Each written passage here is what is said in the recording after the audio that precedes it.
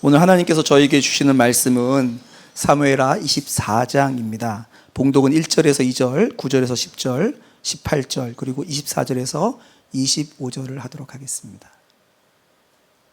주님께서 다시 이스라엘에게 진노하셔서 백성을 치시려고 다윗을 부추기셨다. 너는 이스라엘과 유다의 인구를 조사하여라. 그래서 왕은 데리고 있는 군사령관 요압에게 지시하였다. 어서 단에서부터 브엘세바에 이르기까지 이스라엘의 모든 지파를 두루 다니며 인구를 조사하여서 이 백성의 수를 나에게 알려주시오. 요압이 왕에게 백성의 수를 보고하였다. 칼을 빼서 다룰 수 있는 용사가 이스라엘에는 80만이 있고 유다에는 50만이 있었다. 다윗은 이렇게 인구를 조사하고 난 다음에 스스로 양심의 가책을 받았다. 그래서 다윗이 주님께 자백하였다. 내가 이러한 일을 해서 큰 죄를 지었습니다. 그러나 주님, 이제 이 종의 죄를 용서해 주시기를 빕니다. 참으로 내가 너무나도 어리석은 일을 하였습니다. 그날 가시 다윗에게 와서 말하였다. 여부스 사람 아라우나의 타작마당으로 올라가셔서 거기에서 주님께 제단을 쌓으십시오. 그러나 왕은 아라우나에게 말하였다. 그렇게 해서는 안 돼요. 내가 꼭 값을 지불하고서 사겠소. 내가 거저 얻은 것으로 주 나의 하나님께 번제를 드리지는 않겠소. 그래서 다윗은 은 53개를 주고 그 타작마당과 소를 샀다. 거기에서 다윗은 주님께 제단을 쌓아 번제와 화목제를 드렸다. 다윗이 땅을 돌보아 달라고 주님께 비니 주님께서 그의 기도를 들어주셔서 이스라엘에 내리던 재앙이 그쳤다. 아멘. 하나님 말씀입니다. 다 함께 자리에 앉겠습니다.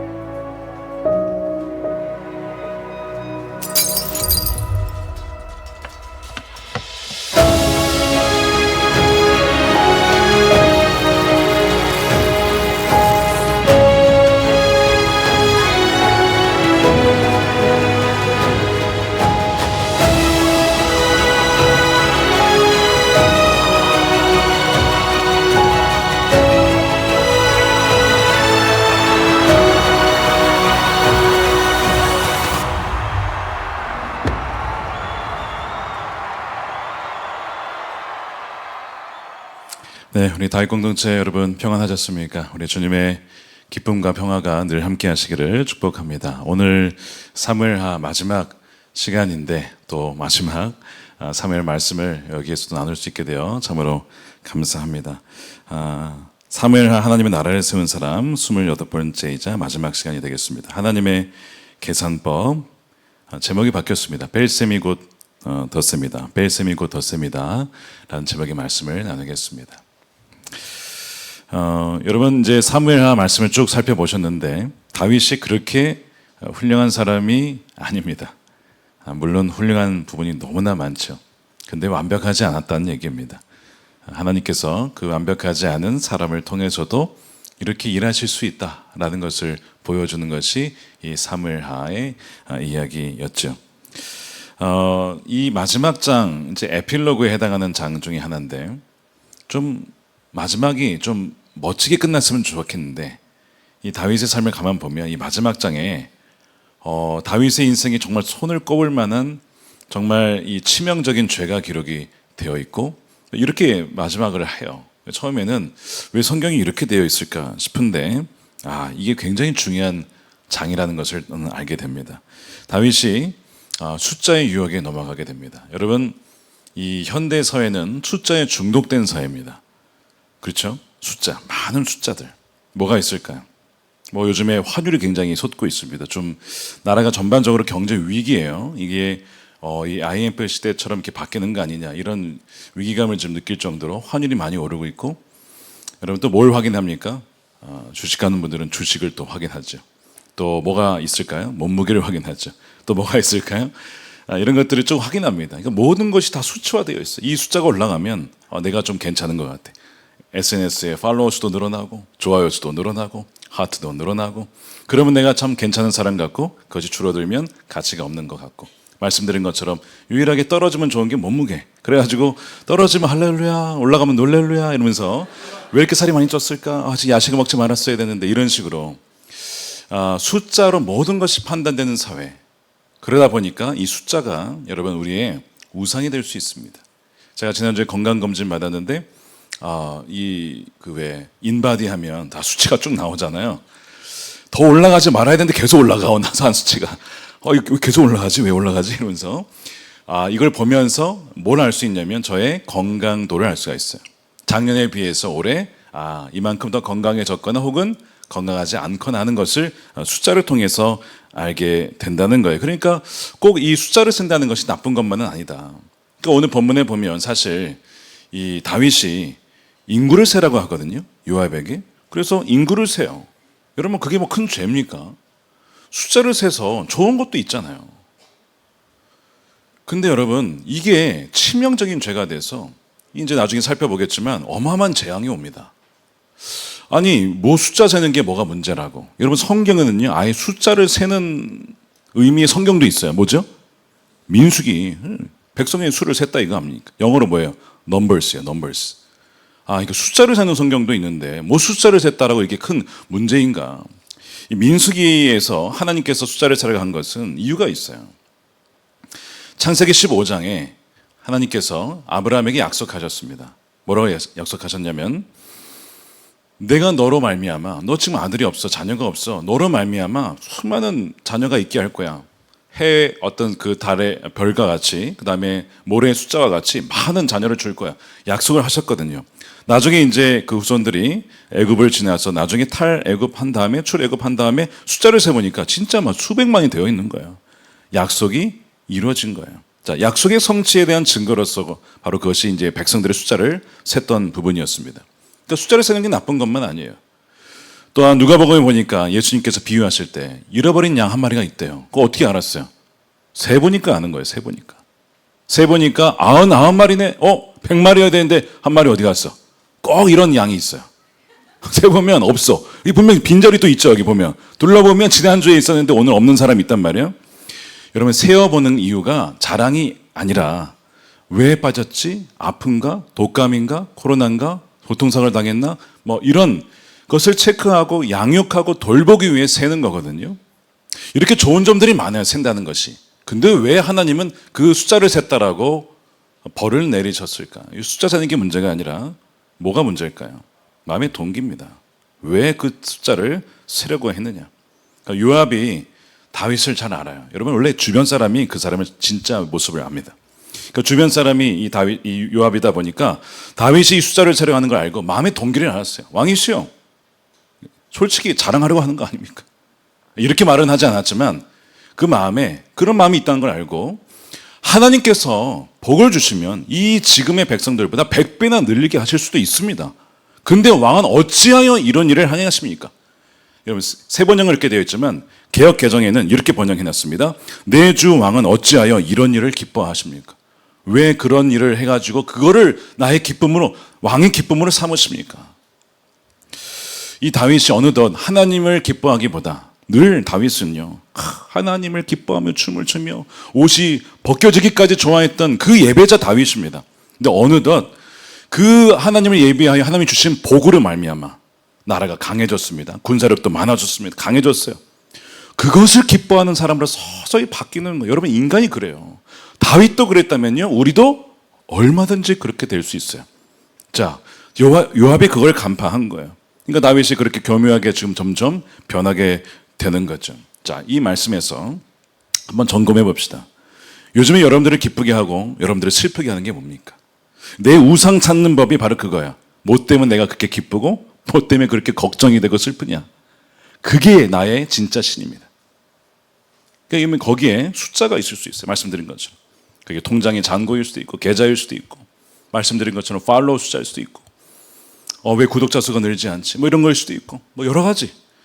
그 숫자가 실제 나의 신일 수 있다라고 하는 것. 이것이 바로 우리의 현대판 인구조사일 수 있다는 거죠. 다윗이 데이터와 군사력과 규모를 신뢰하기로 한 겁니다. 자, 그런데 다윗이 훌륭한 게 뭐냐?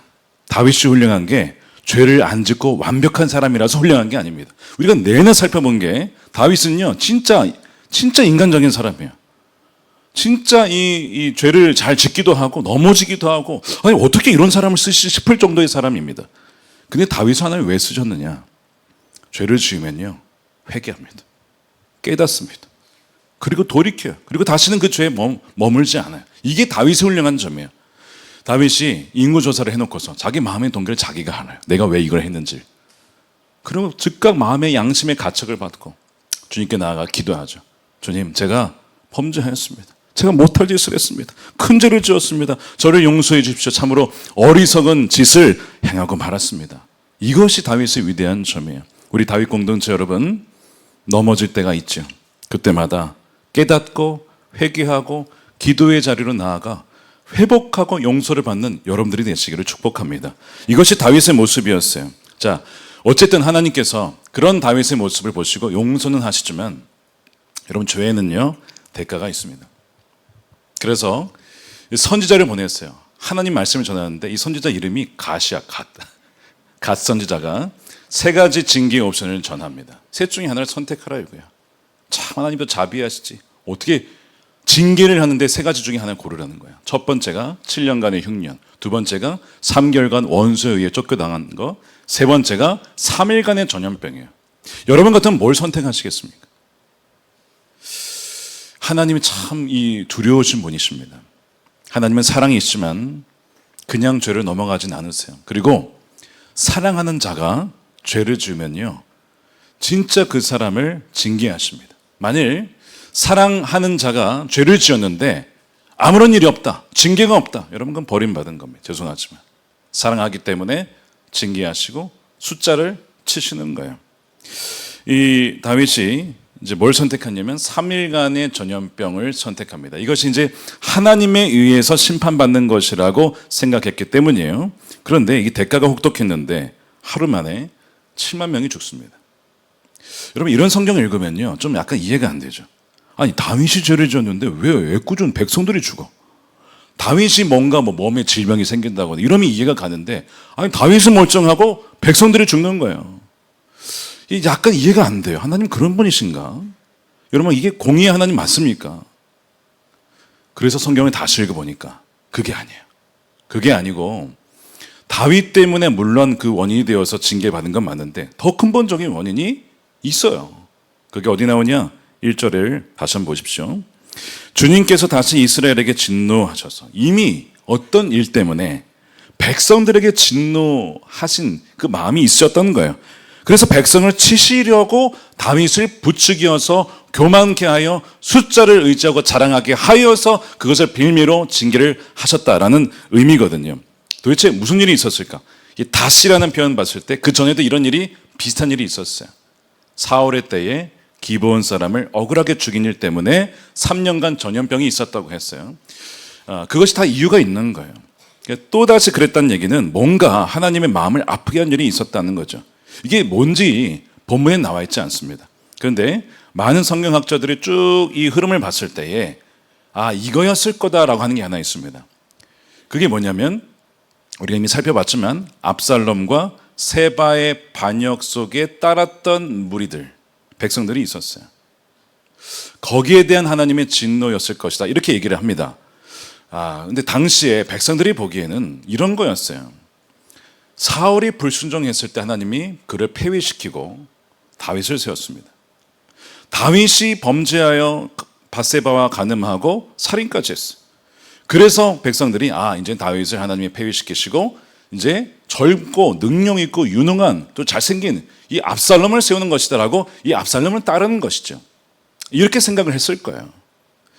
근데 사실 하나님께서 다윗을 징계는 했지만 폐위를 한다는 얘기는 하신 적이 없습니다. 어느 선지자를 통해서 하신 적 없고 새로운 왕을 기름 부은 적도 없습니다. 그러니까 여전히 왕은 다윗이에요. 그럼에도 불구하고 그 하나님의 뜻을 거부하고 반역한 백성들이 있었어요. 자, 그런데 이 백성들의 마음속에 새로운 왕을 택했다, 이게 중요한 게 아니라 그 마음에 뭐가 있었냐면 더 강력한 나라를 만들어줄 수 있는 왕. 그러니까 사울 왕 처음 세울 때 백성들이 가졌던 그 마음이 있잖아요. 우리도 다른 민족처럼 좀 강력한 왕을 주십시오. 아니, 왕이신 하나님이 있는데 사람 왕을 구하는 그 죄를 범했잖아요. 그때 사무엘이 굉장히 아파했어요. 아니 어떻게 하나님을 면전에 두고 이렇게 하나님을 무시할 수가 있는가? 이 사무엘이 굉장히 마음이 아팠는데 그와 비슷한 죄를 다시 이 백성들이 범하게 되었다라고 하는 것이 성경의 이 사실은 메시지인 것이죠. 그러니까 이 다윗의 인구조사를 통해서 야, 우리 군사력이 얼마나 있는가를 자랑했던 이 마음은 다윗만 가졌던 게 아니고 이스라엘의 전반적으로 흘렀던 이 영적인 분위기였다는 것이죠. 그래서 이들을 가다가는 이 나라가 뭘 자랑할까요? 군사력 자랑하고 가진 인구 자랑하고 가진 힘을 자랑하고 하나님은 언제 있었냐는 등 잊어버린 채 하나님이 주신 그 복을 나중에는 우상을 삼는 그런 나라로 바뀌겠구나라고 하여서 뭐 하신 거예요? 그 자랑하던 숫자를 치신 것입니다. 이것이 이제 오늘 본문의 배경이죠. 참 가슴 아픈 이야기예요. 엄중한 자비인 것입니다. 여러분, 엄중하다는 것은 무서운 것인데 근데 자비가 있어요. 이게 무슨 뜻이냐? C.S. 루이스의 비유로 하면 우리에게 피를 낼 수 있는 사람 두 사람이 있습니다. 강도이거나 그래서 찔러 죽이든지 아니면 의사입니다. 의사도 칼을 드는데 근데 이 두 사람은 이 목적이 다르죠. 한 사람은 죽이고자 하는 것이고 한 사람은 살리려고 칼을 드는 겁니다. 그러니까 하나님은 후자인 것이죠. 우리를 살리기 위하여 칼을 드셔서 징계하셔서 너 우상 숭배하고 있어. 너 숫자를 의지하고 있어. 너가 가진 거 의지하고 있어. 그래서 그거를 치셔서 메스로 그 암덩어리와 종양을 딱 제거하시는 것이죠. 아프죠. 너무 힘들죠. 피를 흘리죠. 막 숫자가 막 떨어지죠. 막 마이너스가 되죠. 그런데 그렇게 해야 하나님을 떠나지 않고 의지할 수 있기 때문에 하나님은 전반적인 이 나라에 대한 대수술을 하실 수밖에 없었던 것입니다. 다시 한번 제가 묻겠습니다. 여러분들이 의지하는 그 7만 명, 여러분들의 그 군사력, 그 숫자는 도대체 무엇인가요? 통장의 잔고, 계좌, 부동산, 연봉, 인맥, 팔로우 수 이런 얘기하면 목사님 가져보기라도 했으면 좋겠습니다. 가져보기라도. 뭐 있어야 떨어지지 있어요. 이런 분도 있는데 어떤 분들은요. 진짜 어느덧 그것이 나의 신이 되어버린 그런 분들도 분명히 있으실 거예요. 그러다 보니까 하나님께서 그 숫자를 치시는 거예요. 뭡니까? 재정적인 손실이 오고요. 건강의 악화가 옵니다. 관계가 단절이 되고 직위가 해제가 되어지는 그런 일이 일어날 수 있어요. 현대판 7만 명의 죽음이 괜히 우연히 벌어지는 것이 아니라 가만 보면 우리 마음의 중심에 하나님보다 더 사랑하고 의지했던 것이 있었기 때문이죠. 그래서 하나님께서 만일 지금 여러분의 그 7만 명을 거둬 가시고 계시다면 굉장히 힘드실 겁니다. 너무나 마음이 아프실 겁니다. 그런데 여러분 그것이 저와 여러분을 죽이려고 하는 게 아니라 말씀드린 것처럼 우리를 살리기 위해 헛된 의지의 대상을 지금 제거하고 계시는 거예요. 그래서 이 상실은 저주처럼 보이지만 사실은 이 상실은 여러분 하나님의 은혜인 것입니다. 그래야 뺄셈이 될 때, 가짜 안전장치가 뺄셈이 될 때 진짜 안전의 우리의 근원이시고 그 자체이신 하나님의 은혜가 더해지게 되는 것입니다. 이것이 하나님의 계산법인 거예요. 하나님의 계산법은 세상과 다릅니다. 하나님은 우리로 하여금 힘을 빼게 하시고 어깨 힘들어가는 거 빼게 하시고 목이 힘들어가는 거 빼게 하시고 빼게 하심으로써 더해 주시는 은혜, 이것이 하나님의 계산법인 것입니다. 다윗이 그렇게 하나님 앞에 회개하였고 하였을 때 하나님께서 이렇게 얘기하시죠. 16절에 주님께서 재앙을 내리신 것을 뉘우치시고 천사에게 명하여 그만하면 됐다. 이제 너의 손을 거두어라. 뉘우치셨다는 얘기는 뭐 후회하셨다는 게 아닙니다. 슬퍼하셨다는 얘기예요. 마치 부모님이 자녀를 징계하실 때 맴매를 하면서 마음이 아프죠. 막 그 마음이에요. 그 사랑해서 징계를 하는 것인데 이 징계를 하면서 훈육하면서 마음이 아픈 그 아버지 어머니의 눈물이 바로 이 주님의 이 표현 16절에 내리신 것을 뉘우치셨다는 표현입니다. 여러분 찬송가 중에 하나님의 은혜로라는 찬송가 아실 거예요. 그걸 지으신 분이, 작사하신 분이 다니엘 휘틀이라고 하는 분인데, 이분이 남북전쟁 북군 쪽에 속한 장교였습니다. 젊죠, 힘이 있죠, 능력이 있죠, 전쟁에서 승승장구하죠. 진짜 자랑할 숫자가 많이 있었던 사람입니다. 근데 어느 날 전투에서 오른팔에 총탄을 맞고 치명상을 입고 장애인이 됩니다. 그날 병원에서 치료를 받고 깨어났는데 더 이상 앞으로 팔을 쓸 수 없다는 이야기가 들고 절망에 빠져요. 그러면서 동시에 내가 사실 하나님보다 내가 가진 것을 더 자랑했던 것을 깨달은 그 순간, 그 남군도 같이 어느 한 소년이 병원에 와 있었어요. 죽어가는 거예요. 그러니까 이 휘틀 소령이 크리스천인 걸 알고 병원에서 기도 부탁을 합니다. 그래서 그 소년에게 가서 기도해 주려고 하는데, 내가 뭐 죄인이고 내가 뭐 할 수 있는 게 뭐가 있을까? 게다가 뭐 이 지금 죽어가는 친구를 내가 어떻게 살릴 수 있을까? 그런 마음이 있어서 진짜 생애 어떻게 보면 가장 겸손한 마음으로 주님 앞에 나아가 기도를 하는데, 하나님, 여기 죽어가는 소년이 있습니다. 그리고 그 옆에 생명을 구원할 능력이 전혀 없는 껍데기 같은 죄인인 제가 있습니다. 이 소년의 죄를 용서해 주시고 저의 죄도 용서해 주시고 주님의 은혜만이 우리를 살릴 수 있습니다. 이 소년이 아마 믿지 않았던 친구였던 것 같아요. 죽음의 공포 속에 굉장히 무서워했습니다. 여러분, 이제 병원이나 이렇게 마지막 장례 이렇게 하시는 거 보면, 임종을 보게 되면 믿는 분과 안 믿는 분의 굉장한 차이가 있습니다. 표정만 봐도 나중에 돌아가실 때 그걸 알 수 있다고 할 정도로.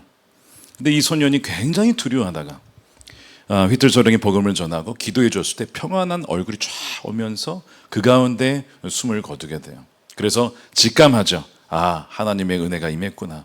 하나님께서 그를 긍휼히 여겨주셨구나를 알게 됩니다. 그러면서 나와 같은 이런 교만했던 나를 쓰시는 그 하나님의 은혜에 감사하면서, 그의 표현에 의하면 내가 두 번째 그날 거듭났다. 그래서 그의 이 자서전의 표현이, 제목이 뭐냐? 두 번 거듭난 사람입니다. 두 번 거듭난 사람. Twice born again 이렇게 썼는데요. 어쨌든 그러면서 그가 고백하기를, 나는 오늘 팔을 잃었지만 그러나 하나님의 전능하신 오른팔이 나의 오른팔이 되어주시고 주님의 두 팔이 나를 붙잡아 주셨다. 이렇게 고백을 합니다. 그래서 이제 사업을 하려는 것을 내려놓고 당시에 최고의 어떻게 보면 신실하게 쓰임받았던 전도자 D.L. 무디의 초청에 의해서 함께 사역을 합니다. 이제 이분이 작사, 작곡 뭐 이런 거 하는 것들이 좀 재능이 있어서 함께 사역을 다니면서 복음을 전하면서 찬양을 하는 거예요. 그래서 이분이 이 팔을 다친 이후에 쓴 찬양이 하나님의 은혜로, 이 찬양입니다. 이 쓸데없는 자 왜 구속하여 주는지 난 알 수 없도다. 내가 믿고 또 의지하면 내 모든 형편을 아시는 주님. 내 모든 형편을 알죠. 지금 팔이 쓸 수 없는 그 형편도 다 아시지만 늘 보호해 주시고 나를 인도해 줄 것을 나는 확실히 압니다. 라는 고백을 자신의 이야기를 통해서 간증했을 때 가는 곳마다 회심의 역사, 한 곳은요 기록에 의하면 600명이 그날 회심했다, 이런 표현도 있습니다. 그런 기록도 있어요. 하나님께서 그를 사용해 주신 것이지요. 다윗도 마찬가지입니다. 7만 명을 잃고 나서 참 너무나 가슴이 아프지만 그 실패의 자리에서 진짜 하나님을 예배하는 예배자로 거듭나게 됩니다. 여러분, 하나님께서 때로는 우리의 삶에 우리의 쥐고 있는 것을 가져가실 때가 있어요. 우리의 숫자를 치실 때가 있어요. 근데 여러분 기억하십시오. 그것은 우리의 손을 비워 하나님의 손을 잡게 하시려는 것입니다. 하나님의 손을 잡게 하시려는 거예요. 우리가 하나님의 손이 아니라 엉뚱한 것을 나의 인생에 믿을 바, 의지할 바로 붙잡고 있었기 때문에 그것을 놓게 하시려고, 그리고 하나님의 손을 붙잡게 하시려는 것이죠. 그래서 7만 명이 죽고 난 다음에 다윗이 서 있는 것은 왕궁이 아니라 냄새나고 먼지나는 아라우나의 타작마당에 그가 서 있습니다. 거기에서 그 실패 현장에서 하나님이 그에게 여기에 제단을 쌓아라. 여기에 제단을 쌓으래요. 아니, 이런 냄새나는 곳에 이런 뭐 소똥이 있고 이런 곳에 어떤 뭐 제단을 쌓으라고 하니까 이해가 되지 않죠. 그런데 왜 그렇습니까? 가장 겸손하게 실패의 그 자리에서 비로소 진정한 예배자가 될 수 있기 때문에 여기가 바로 합당한 예배의 자리다. 그래서 거기에 제단을 쌓으라. 나중에 여러분 솔로몬이 성전을 어디에 짓습니까? 여기에 지어요. 여기에다 솔로몬의 성전이 지어집니다. 그러면서 다윗이 여기에서 예배를 드리는데요. 번제와 화목제를 드리죠. 25절에 다윗은 거기에서 주님께 제단을 쌓아 번제와 화목제를 드렸다. 다윗이 땅을 돌보아 달라고 주님께 비니 주님께서 그의 기도를 들어주셔서 이스라엘에 내리던 재앙이 그쳤다. 자, 번제는 무엇이죠? 회개하는 겁니다. 하나님, 제가 범죄했습니다. 저를 용서해 주십시오. 바로 이게 번제예요. 다윗이 뭘 깨달았습니까? 그의 죄가 뭐였어요? 좀 더 다른 표현으로 하면 모든 것이 하나님이 주신 거였습니다. 그의 인생도, 생명도, 그의 왕위도, 하나님의 나라가 그 통일 이스라엘이 된 것도, 군사력도, 인구도, 모든 것이 다 하나님이 주신 거였어요. 그런데 어느덧 하나님이 주신 것을 마치 내가 한 것 마냥, 내 거인 것 마냥 뭐 한 겁니까? 사유화한 겁니다. 이게 사유화의 죄예요. 하나님이 맡겨주신 거예요. 근데 왜 그것이 마치 너 것인 것 마냥, 네가 한 것 마냥 그렇게 자랑하냐. 여러분, 교회도 사유화하는 죄를 지을 수 있고요. 기업을 할 때에도, 또 회사를 다닐 때에도 무엇이든 하나님이 CEO십니다, 하나님이 사장님이십니다 라고 하지만 실제로 마음에는 다 내 거야. 내가 운영하고 내 마음대로 하고. 여러분, 그게 사유화의 죄입니다. 그것을 회개한 거예요. 여러분, 우리가 빈손으로 왔습니다. 태어날 때 뭐 가지고 태어난 사람 아무도 없어요. 근데 지금 가진 게 많이 있어요. 먹을 것도 있고, 입을 것도 있고, 사랑하는 친구도 있고, 가족도 있고, 교회도 있고. 다 누가 주신 겁니까? 하나님이 주신 거예요. 근데 우리는 그냥 당연하게 내 거라고 생각하고, 내가 한 거라고 생각하고, 내가 이렇게 잘했어 라고 자랑할 때가 얼마나 많은지 몰라요. 다윗은 그걸 회개한 것이고, 우리도 오늘 혹여나 그런 마음이 있다면 우린 그것을 오늘 회개해야 합니다. 그게 여러분 번제고요. 그 다음에 화목제는 하나님과의 관계가 회복되었다는 것에 대한 감사제입니다. 감사 예배예요. 감사 예배. 자, 그런데 본문에 보니까 화목제를 드린 다음에 재앙이 그쳤어요. 자, 재앙이 그친 다음에 하나님 감사합니다, 감사한 게 아니고 먼저 감사했더니 그 다음에 재앙이 그친 거예요. 인생의 바닥에서, 실패와 좌절의 그 바닥에서 하나님 왜 나를 이렇게 하십니까가 아니라, 하나님 제가 죄인입니다. 제가 하나님의 은혜를 마치 당연한 것처럼 여겼고 하나님이 주신 모든 것을 내 것인 것 마냥 자랑했습니다. 회개하면서 하나님, 이 모든 것 주신 것을 진정으로 감사합니다. 지금 나의 형편엔 감사합니다. 그렇게 감사하였을 때에 재앙이 그쳤다라고 하는 것, 이 순서를 기억하시고, 조건이 있어서 감사할 만하니까 감사하는 것이 아니라 이미 나에게 주신 것이 하나님의 은혜다라고 하는 것을 기억하고 감사로 예배하는 우리 다윗 공동체 되시기를 축복합니다. 그래서 그렇게 예배하는 거예요. 다윗이 그렇게 예배를 하는데, 저는 이제 이 장면을 묵상하면서 떠오른 찬송가가 면류관 벗어서. 여러분, 그 찬송가 좀 이상하지 않습니까? 우리 주님께서 우리에게 생명의 면류관, 의의 면류관, 영광의 면류관을 씌워주신다고 했잖아요. 근데 그 면류관을 왜 다시 주님께 드리죠? 저는 이 가사가 이상하더라고. 왜 가사 잘못 지었나? 왜 면류관을 주님께 다시 드려? 주님이 뭐 면류관 필요하신가? 그게 아니라 요한계시록에 보면 24장로들이 주님이 주신 그 면류관을 내어드리는 장면에서 이제 찬송가가 지어진 거예요. 그 왜 이걸 내어드리냐? 똑같은 거예요. 참 수고했다, 나의 신실한 종들아, 착한 종들아, 잘했다라고 주님이 주셨어. 영광의 면류관, 의의 면 주셨어요. 근데 이 장로들이 뭘 고백하는 거냐면, 아닙니다 주님, 저희가 신실하게 주님을 따를 수 있었던 거, 사랑할 수 있었던 거, 섬길 수 있었던 거 다 주님이 주신 은혜 때문에 된 건데 뭘 우리가 잘했다라고 받습니까? 다시 주님께 돌려드립니다 라고 드리는 장면이에요. 여러분, 이게 진짜 예배예요. 이게 진짜 살아있는 예배입니다. 우리가 오늘 예배에 나와서 뭐 하는 거예요? 뭐 할까요?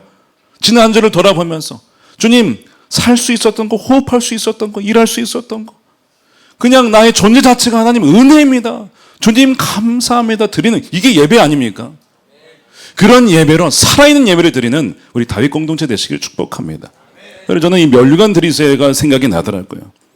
힘 빠진 사람, 정말 힘 빠져서 하나님의 은혜가 더해진 그 사람의 고백이 이 면류관 드려서라는 고백이구나 하는 것을 알게 됐어요. 참 부끄럽지만 제가 저희 이야기를 좀 잠시 나누겠습니다. 제가 2013년에 이민교회를 맡게 되었습니다. 뭐 저의 책을 보신 분들은 대략 아시겠지만 그 교회가 2번 연속 담임 목사님 나가시면서 성도님들이 다 나가셨어요, 많이. 재적으로는 그래도 한 40여 명 있는데 출석은 저희 가족을 빼고 15명이 되지 않았습니다, 그때. 그러니까 갔는데 예배가 뭐 일주일에 한 번밖에 없고 주일만 뭐 다 무너진 상황이었어요. 모든 것이. 할 수 있는 것이 그냥 저와 아내가 가서 기도하고 정말 예배를 전심으로 준비해 드는 것 뿐이었습니다. 하나님께서 은혜를 부어주셔서 1년 뒤에 한 60여 명, 2년 뒤에 한 85명, 한 3년쯤 되어갈 때는 한 110여 명. 여러분, 한인이 4,000명에 한 120명은 굉장히 많은 숫자예요, 비율로 따지면. 그러니까 하나님께서 정말 은혜를 주시는 거예요. 그래서 그렇게 회복이 되었는데 이게 이제 소문이 나서 어떤 소문이 났냐면 제가 그 교회 오기 전에 미국 교회에서 한 3년을 섬기다가 그 교회를 갔습니다. 근데 미국 교회가 저희 교회에서 10분 거리의 교회인데 미국 감리교에서 가장 큰 교회, 그 담임 목사님이 목회하신 지 25주년에 대한 감사로 셀러브레이션 한다 그래서 그 일환으로 그 교회 출신 목사님들이 어떤 목회를 하고 있는지를 소개하기 위해 저에게 컨택을 한 거예요. 근데 이 교회가 이제 급속도로 회복하고 있으니까 이 소개를 좀 했으면 좋겠다, 취재하겠다는 겁니다. 처음에 좀 고민이 됐어요. 이걸 받아야 되나 말아야 되나, 이게 뭐 자랑할 거라고. 근데 어쨌든 하나님의 하신 일이 있으니 이것을 그러면 하나님께 영광을 올려드리자, 이런 마음으로 허락을 해서 뭐 팀이 와서 촬영하고 찍고 인터뷰하고, 그래서 그 교회에서 소개가 되고 연애 한 1000여 개 교회에도 저희 교회 이야기가 다 소개가 되었습니다. 그러니까 저희 교회에서도 저도 그렇고 성도님들도 참 자랑스러웠죠. 하나님의 은혜가 참 귀하다, 이렇게 이제 지나갔어요. 그것이 제가 부임한 지 3년 차 되던 일에 있었던 일입니다. 근데 4년 차가 됐는데 하나님께서 숫자를 치기 시작하시는 거예요. 처음에 5%, 마이너스 10%, 15%, 점점 막 떨어져, 숫자가. 왜 그랬을까요? 성도님들이 또 싸우기 시작한 거예요. 이분들은 그 전에 싸웠던 분은 그분은 아니에요. 또 다른 분들이 오셔 또 거기서 싸워. 여러분, 이 성도님들 싸우면요, 중재하기 쉽지가 않습니다. 여러분, 절대 싸우지 마세요, 진짜. 목사님들 가장 힘들게 만드는 게 성도 간에 싸우는 거예요. 누구를 편들겠냐고. 여기를 편들면 여기가 삐질 거고, 여기를 편들면 여기가 삐질 거고. 정말 힘든 거거든요. 결국에는 잘못해서 다 나가고. 어쨌든 그 2016년 4년 차가 그렇게 힘든 한 해를 보냈어요. 처음에는 성도님들이 왜 싸우실까 이거라고 생각했는데 아니에요. 2015년 가을에 간증한답시고 하나님 자랑한답시고 하나님의 이름을 썼지만 지금 누굴 자랑한 거예요? 저를 자랑하고 교회를 자랑하고 누구를 자랑하고. 여러분, 간증이요, 양날의 검입니다. 간증은 하나님의 역사를 증거하는 통로가 될 수 있지만 또 뭐가 될 수 있어요? 하나님의 이름을 포장하여 내가 이렇게 괜찮은 사람입니다 로 쓰임받을 수 있는 통로가 될 수도 있어요. 그러니까 마귀는 후자로 쓰임받도록 어떻게 할까요? 충동질할 겁니다. 유혹할 겁니다. 자, 역대상에 보면 다윗을 부추기고 충동질하는 사람이 누굽니까? 사람이 아니라 마귀라고 되어 있습니다. 사탄이. 그러니까 우리가 격려하고 칭찬하는 건 너무 중요한 얘기죠. 왜? 고래도 춤추니까. 근데 자칫 그것이 우리의 자랑하고 싶은 마음을 충동질하는 일이 될 수 있어요. 자, 그러면 그것이 하나님의 영광을 가릴 수 있는 죄로 발전할 수도 있습니다. 주의하셔야 돼요. 그래서 정말 진짜 주님이 하셨습니다를 고백하고, 그래서 이제 칭찬을 받으시면요, 부정하시고 아닙니다, 진짜 주님이 하셨습니다. 속으로는 맞아 이러면서. 이게 진짜 그렇다니까. 우리 마음이 그래요, 진짜. 그걸 깨닫게 되었어요. 주님, 잘못했습니다. 저희가 범죄했습니다. 다 주님이 하신 건데, 다 주님이 역사하신 건데 우리가 자랑했습니다. 2017년 5년 차가 되었어요. 귀한 동역자가 오셔서 예배가 하나 더 생기고 또 새가족들도 많이 오셨습니다. 2018년 되어서 찬양 인도자도 오시고 또 예배가 살아나고, 그래서 정말 그 이전과 비교할 수 없는 회복과 부흥을 하나님이 허락해 주셨어요. 그래서 그렇게 4년차 어려운 시기를 잘 이겨냈습니다. 참 놀랍게도 내년이 4년 차입니다. 제가 부임한 지 침이 그냥 저절로 넘어가요. 꿀떡. 주여. 그래서 올해 주님 정말 제가 한 게 뭐가 있으면 아무것도 없습니다. 다 주님이 주신 은혜고, 다 부어주신 은혜고, 이미 역사해 주신 은혜고, 여호와 일에 준비하신 은혜고, 진짜 다 주님이 하신 거예요. 여러분들에게 한번 적용해 보세요. 여러분 자랑할 게 뭐가 있습니까? 다 주님이 주신 거고. 제가 옛날은 목소리가, 많은 분들이 저에게 목소리가 좋다는 거예요. 그래서 제가 아닙니다 해놓고선 그렇지 내가 꼴보이스지 동굴이지 한번 그랬다가 진짜로 그 다음 주에 이 목감기 걸려가 말을 못하게 됐어요. 제 아내가 기억하고 있어요. 너무 신기하게 목소리도 야 하나님이 거둬가시면 그냥 쓸 수가 없구나. 제가 그때 얼마나 깨달았는지. 절대로 다음부터 동굴보이스 자랑 안 합니다. 어디서 얘기하지 부추기지 마세요 여러분.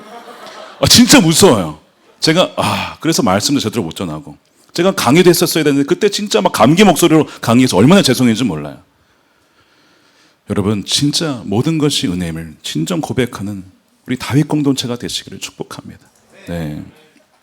자, 다윗이 이 아라우나 타작마당에서 이렇게 예배를 드리죠. 친정 예배를 드리는데 여기가 모리아산입니다. 여기서 솔로몬의 성전이 세워지죠. 그리고 예전에 여기에서 아브라함이 이삭을 바치려고 했던 바로 그것이에요. 여호와 일에 준비한 바로 그것이죠. 죽이려고 했는데 칼을 멈추게 하시죠. 오늘도 천사가 더 죽이려고 하는데 칼을 멈추게 하시죠. 바로 그 똑같은 장소입니다. 근데 수백 년이 지나고 주님이 오셨을 때는 그 칼이 멈춰지지 않고 내리쳐집니다.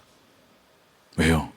예수님께서 우리 죄를, 우리가 받을 저주를 다 제가 지겠습니다. 그 죽음의 잔을 드시는 거예요. 그래서 십자가에서 모든 저주를 저희 대신 그 저주의 칼을 받으시고, 그 다음에 우리는 어떻게 된 겁니까?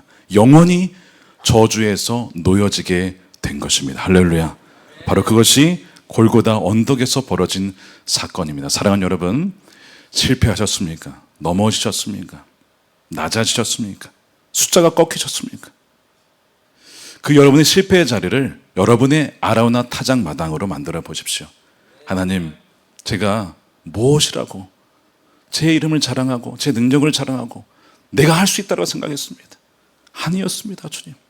그 냄새나는 아라우나의 타작 마당이 진정한 예배처가 된 것처럼 여러분들이 거기에서 엎드려 예배할 때 그것이 여러분의 거룩한 하나님이 세우시는 성전이 될 것이고 회복케 하시는 하나님의 은혜가 더해질 줄로 믿습니다.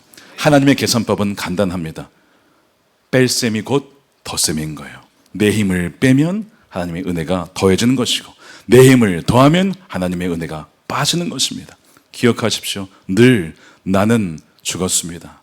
나는 아무것도 아닙니다. 주님이 왕이십니다. 이것을 날마다 고백하여 여러분의 부르신 곳에서 하나님의 나라가 세워지는 그 일에 귀하게 쓰임받는 우리 다윗 공동체 한 분 한 분이 되시기를 주님의 이름으로 축원드립니다. 함께 이 시간 기도하겠습니다. 시간 기도할 때 우리 다윗처럼 예배하고 기도했으면 좋겠어요. 다윗이 정말 냄새나고 먼지 나는 그 아라우나의 타작 마당에서 거기서 예배를 했습니다. 그 많고 많은 것 중에 왜 하필 거기였을까? 실패의 자리, 무너짐의 자리, 교만으로 말미암아 넘어진 그 자리에 주님은 거기에 제단을 쌓고 거기에 솔로몬의 성전을 짓게 하세요. 여러분, 예배가 시작되는 것은 우리의 자랑에서 시작되는 것이 아닙니다. 우리의 무너짐에서, 실패의 자리에서, 거기에서 진정한 예배가 시작이 되는 거죠. 이 시간 기도할 때 우리의 번제를 드릴 때 회개했으면 좋겠습니다. 주님, 우리가 숫자를 자랑했습니다. 내가 가진 것을 자랑했습니다. 나의 외모를 자랑했습니다. 나에게 가진 어떤 것을 자랑했습니다. 주님, 그 모든 것을 자랑했던 것을 회개합니다. 주님, 진정 주님이 나의 전부가 되시는데 주님, 다른 것을 자랑했던 것, 이제는 정말 십자가 예수 그리스도 복음만 자랑하고 주님만 자랑하며 주님의 은혜만 의지하는 우리가 되게 해달라고 우리 첫 번째로 기도하고, 두 번째는 화목제, 감사제, 우리 감사 기도했으면 좋겠어요. 지금의 여러분의 형편이 어떠하든 것을 주님은 잘 아십니다. 주님이 잘 아시죠. 여러분, 아까 순서를 기억하시죠? 재앙이 그쳐서 감사제 드린 거 아니었어요. 감사제를 한 다음에 재앙이 그쳤어요. 이 순서입니다. 나의 형편이 어떠하든 주님이 다 아시오니 주님, 지금 이 모습 그대로 주님께 올려드리며 주님 이미 나에게 지금까지 역사하신 하나님의 은혜에 감사하며 감사로 나아갈 때에 우리 삶의 재앙과 전염병과 그것을 이제 그만 그쳐라, It is enough 라고 하시며 하나님께서 더해 주시는 그 은혜를 누리는 우리가 되게 해달라고, 우리 함께 두 가지 놓고 함께 동성으로 기도하겠습니다. 살아계신 아버지 하나님 감사합니다. 아버지 하나님, 우리가 주님을 자랑하고 의지하기보다 우리 자신의 힘과 능력을 의지했던 것을 이 시간 고백합니다. 주님, 가졌던 것을 다 주님이 우리에게 주신 것입니다. 주님이 우리에게 베풀어 주신 것입니다.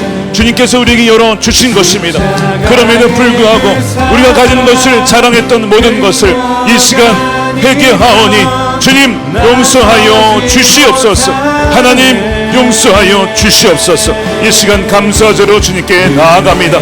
당연한 것 하나 없고 하나님이 우리에게 모든 것 베풀어 주시고 맡겨 주신 것임을 기억하며 날마다 감사와 찬양으로 나아가는 하나님, 우리 다윗 공동체의 모든 지체들이 되게 하여 주시옵소서. 하나님만이 우리의 자랑입니다. 예수 그리스도의 복음만 자랑하는 우리가 되게 하여 주시고 주의 능력만을 자랑하는 우리가 되게 하여 주시옵소서. 살아계신 아버지 하나님 감사합니다. 아라우나의 타작마당에 엎드린 다윗처럼 그 마음과 심령으로 주님 앞에 나아갑니다. 주님, 우리의 입술에서 우리 마음에서 하나님보다 더 자랑하고 의지했던 그 모든 것을 이 시간 회개합니다. 숫자를 자랑하고 가진 것을 자랑하고 나의 어떠함을 자랑했던 그 모든 것을 이 시간 회개하오니 주님 용서하여 주시옵소서.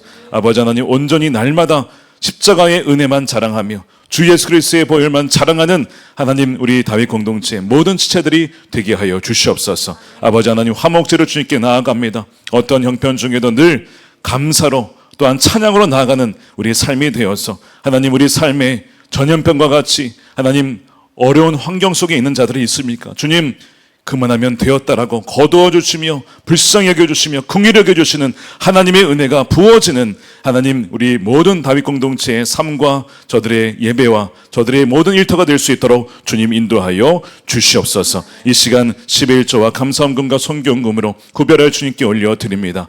우리의 삶을 주님께 도와드리오니 주님의 기쁘신 뜻을 위하여 사용하여 주시고 면류관을 벗어 주님께만 영광 올려드리는 겸손한 주의 자녀들이 다 되게 하여 주시옵소서. 이 나라를 불쌍히 여겨주시고 하나님을 경외하는 나라가 되게 하여 주시며 모든 부정과 부패가 사라지고 진리와 공의 위에 이 나라가 세워지게 해주셔서 그리하여 하나님 정직하고 또한 신실한 하나님의 백성들이 복받고 누려 살아가는 이 대한민국이 될 수 있도록 하나님 인도하여 주시옵소서. 복음이 땅끝까지 복음이 증거되게 하시고 북한에 억눌려 있는 김정욱 김국김 목사님, 최충길 선교사님 풀어주시고 하나님의 묶여있는 주의 백성들이 자유케 되어지는 해방케 되어지는 은혜를 허락하여 주시옵소서. 감사하며 예수님의 이름으로 기도드립니다.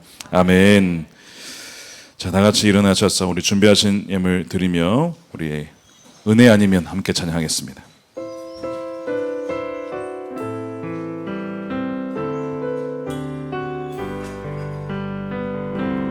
어둠 속 헤매이던 내 영혼 갈 길 몰라 방황할 때에 주의 십자가 영광의 그 빛이 나를 향해 비추어 주홍빛보다 더 붉은 내 죄, 주홍빛보다 더 붉은 내 죄, 그리스도의 피로 신 완전한 사랑 주님의 은혜로 완전한 사랑 주님의 은혜로 세상 우리 두 손 들고 찬양합시다.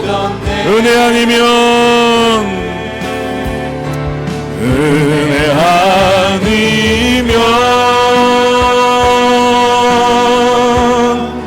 나서지 못하네. 십자가의 그 사랑 능력이 아니면 서지 못합니다. 십자가의 그 사랑 능력 아니면 나서지 못하네. 은혜 아니면 나서지 못하네.